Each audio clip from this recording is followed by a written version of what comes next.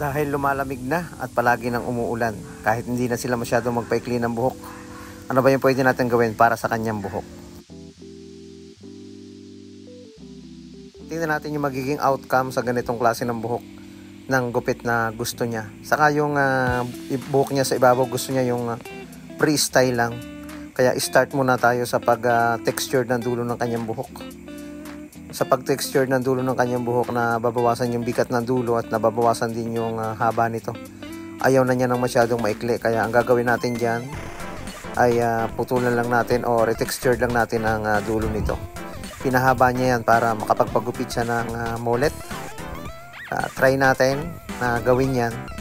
Sa ganitong proseso muna yung una natin gagawin. Magbawas at mag-texture sa ibabaw. Binasa natin yung buhok para magandang hatakin ng kamay kapag binabasa at hindi naghihiwa-hiwalay.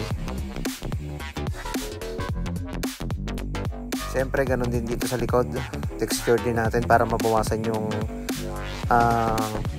makapal na buhok or yung volume nito.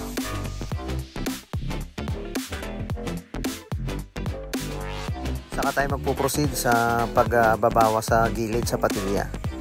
Nag-overcome tayo ng konting padaan lang, and then gumamit tayo ng trimmer. Nilagyan natin ng lugar ng pag-uumpisahan ng pagninipis.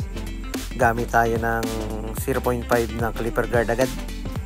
Medyo manipis na clipper guard na agad ang gagamitin natin dito.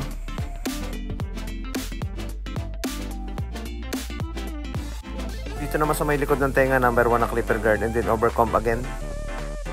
Ito yung gupit na hindi masyadong mahirap gawin, madali lang to, saka siyempre mabilis lang gawin. Ang importante is maggupitan pa rin natin ng ayos kahit dito lang sa may lugar ng kanyang patilya. Si-shadow natin yung pagka-taper niya, nag-zero close tayo, wala ng clipper guard. Kailangan mapalutang pa rin natin yung tikabilang side ng kanyang patilya kahit naka-taper yung mismong gitna nito, or manipis yung mismong gitna, naka-fade. Ayun o, binasa natin bago ahitan. Makikita pa rin natin yung kanyang patilya, pero yung gitna ng kanyang patilya is manipis na or naka-zero. Ayun o, okay na. Ito yung kanang bahagi, yung likod. Pasalubong lang yung pagsuklay natin dyan. Andyan yung form ng kanyang forma ng likod. Tapos medyo naka one side papunta ro sa may kaliwa yung pagkakahawi, pero nakabagsak sa bangs. Okay na okay.